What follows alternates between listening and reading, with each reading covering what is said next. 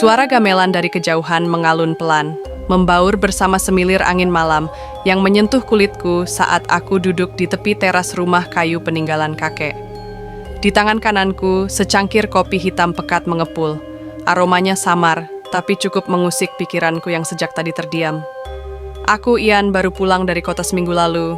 Setelah sekian lama merantau, rumah ini seolah memanggilku. Bukan dengan suara, tapi dengan getar yang sulit dijelaskan. Malam itu, tidak ada yang terasa biasa. Kopiku hirup perlahan. Di sela seruputan, ada sesuatu yang lain terdengar. Bukan hanya gamelan, tapi tembang. Suara nyanyian perempuan, lirih, penuh rasa. Aku berdiri pelan, meletakkan cangkir ke meja kayu jati.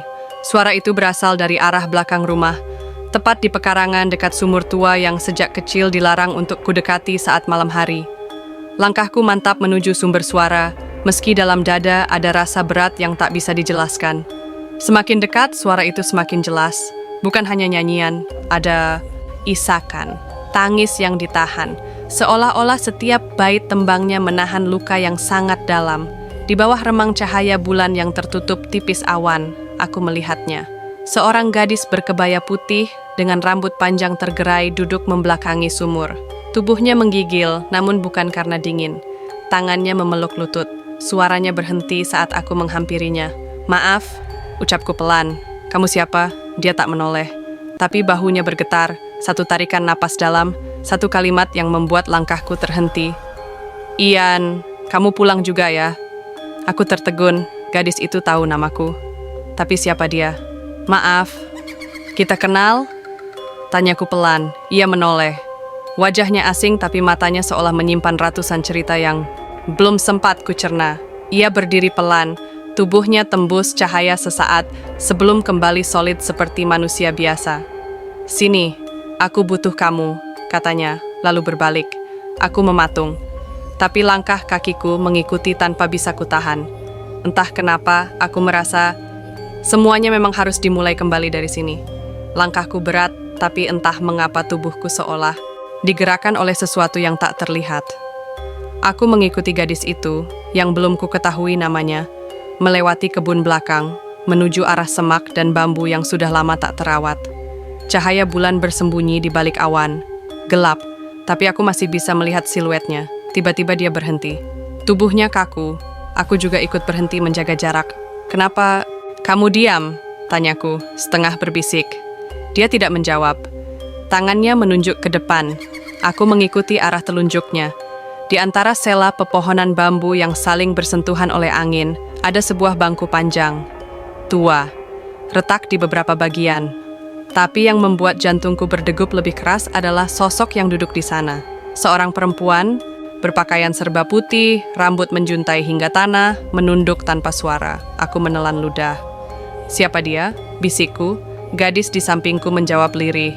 "Itu yang menunggumu." Seketika, perempuan di bangku itu mengangkat kepalanya perlahan. Wajahnya pucat, tak berekspresi. Tapi yang paling mengganggu adalah matanya. Hitam semua, tidak ada bagian putih. Dan ia tersenyum. Tiba-tiba terdengar suara seperti logam diseret di tanah. Dari balik gelap, muncul dua sosok lain. Tubuh mereka tinggi, tapi lehernya panjang tak wajar. Salah satu dari mereka membawa lentera, satunya lagi membawa sebatang kayu panjang yang menyeret sesuatu di ujungnya, seperti jaring. Aku mundur setapak, nafasku mulai berat. "Ini bukan dunia kita, kan?" tanyaku. Meski dalam hati aku sudah tahu jawabannya. Gadis di sampingku menatapku. "Bukan, Ian. Ini perbatasan. Mereka muncul saat kau kembali." "Aku cuma pulang. Kenapa mereka muncul?" tanyaku lirih. Dia menatapku dalam-dalam, lalu berbisik, "Karena kamu dulu belum menyelesaikan apa yang pernah kamu buka." Seketika angin bertiup kencang, dan semuanya menghilang dalam kedipan mata. Aku berdiri sendirian.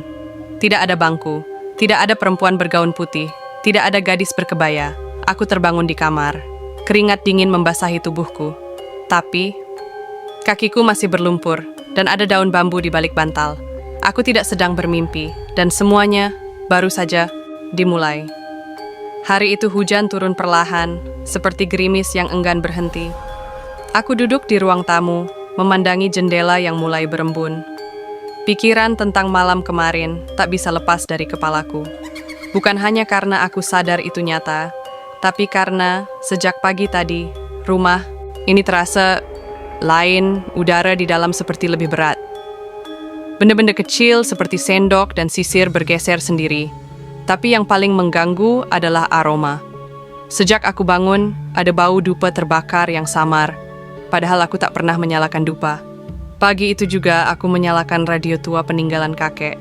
Biasanya hanya ada suara siaran berita atau lagu lama. Tapi kali ini, suara yang keluar hanya desisan. Dan di tengah desis itu, sesekali terdengar alunan tembang Jawa. Sama seperti yang kudengar malam itu. Aku matikan radionya. Tak lama, suara ketukan terdengar dari pintu belakang. Tok, tok, tok. Padahal pagar belakang selalu terkunci. Aku mendekat pelan, membuka gorden tipis dan mengintip. Tidak ada siapapun, tapi di lantai teras belakang ada jejak kaki. Kecil, basah, hanya satu pasang. Dan jejak itu mengarah ke dalam rumah. Aku mundur, degup jantungku semakin cepat. Segera ku tutup kembali tirai dan berjalan mundur. Lalu ku dengar suara dari arah dapur, suara sendok jatuh. Disusul dengan suara pintu lemari terbuka sendiri. Aku berjalan cepat ke arah itu, tapi sebelum sampai, ku dengar teriakan kecil dari kamar tamu. Itu suara Lila, sepupuku, yang datang menginap 2 hari lalu. Aku berlari ke kamarnya. Saat ku buka pintu, dia sedang terduduk di pojok kamar. Wajahnya pucat dan tubuhnya gemetar. Ada anak kecil, Mas, bisiknya. Di mana? Tanyaku panik. Lila menunjuk ke bawah ranjang. Dengan hati-hati, aku mendekat dan mengintip ke bawah. Kosong. Tapi di ujung kaki ranjang, ada sebuah boneka kayu.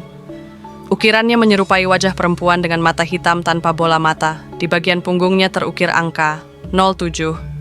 Aku tidak pernah melihat boneka itu sebelumnya, dan rumah ini tidak pernah menyimpan mainan anak-anak. Aku mengambil boneka itu dan membungkusnya dengan kain hitam. Mas, tadi dia bilang sesuatu, kata Lila, masih gemetar. Apa? Tanyaku. Ia menatapku dengan mata berkaca. Dia bilang, Ian harus pulang ke tempat pertama. Aku terpaku. Tempat pertama? Apakah maksudnya sumur itu? Aku tahu, malam ini aku harus kembali ke sana. Entah apa yang menunggu, aku harus tahu. Apa yang pernah kubuka di masa lalu. Pagi harinya, aku membuat keputusan. Aku harus kembali ke tempat semuanya bermula. Hutan larangan di belakang bukit, tempat kakek pernah melarangku bermain. Aku pergi sendiri, membawa boneka kayu, kain putih, dan benda dari Pak Damar. Pisau kecil dengan ukiran aksara Jawa kuno. Perjalanan ke hutan itu sunyi. Tapi begitu aku memasuki jalurnya, kabut turun cepat. Sunyi, dingin, dan di antara pepohonan, aku mulai mendengar suara gamelan. Sama, selalu gamelan. Dan di tengah kabut, dia muncul. Gadis itu, berdiri di depan batu besar bertuliskan aksara yang bersinar merah darah. Kamu datang tepat waktu, katanya. Apa yang harus kulakukan? Dia tidak menjawab, hanya menatapku dengan mata sayu, lalu menatap langit. Dengar Ian, katanya, suaranya lebih lirih. Kalau kau lanjutkan ini, tidak ada jalan pulang yang benar-benar utuh. Aku harus tahu siapa aku sebenarnya. Gadis itu mengangguk. Kalau begitu, buka kunci terakhirnya. Ia menunjuk ke batu itu. Tanganku gemetar saat menyentuhkan pisau kecil ke ukiran batu. Saat pisau menyentuh titik pusat simbol itu, bumi bergetar. Udara seolah berhenti. Dan dari dalam batu, muncul cahaya. Tapi sebelum sempat kulihat sepenuhnya, sebuah suara berat menggema dari belakangku. Sudah cukup, Ian. Aku menoleh. Sosok itu berdiri, tinggi, berjubah gelap, dengan mata membara. Sosok yang dulu pernah muncul dalam mimpiku bertahun-tahun lalu. Kau tidak seharusnya kembali, katanya. Tapi sekarang kau sudah sejauh ini, maka pintunya tidak akan bisa kau tutup tanpa korban. Aku berdiri, menghadapnya. Aku siap, jika itu memang harus kutanggung. Ia tersenyum samar, lalu menghilang bersama suara gamelan yang seketika berhenti. Aku menunduk. dan batu di depanku terbuka perlahan-lahan. Apa yang kulihat di dalamnya akan mengubah segalanya. Cerita bersambung ya, lanjut ke part 2 di lain video. Terima kasih yang udah nonton. Stay terus di channel gua ya. Ketika hutan atau tabir itu mulai muncul, dan kegelapan mulai menjadi simbol dari masuknya kamu ke dalam mimpi atau ilusi, disitulah aku.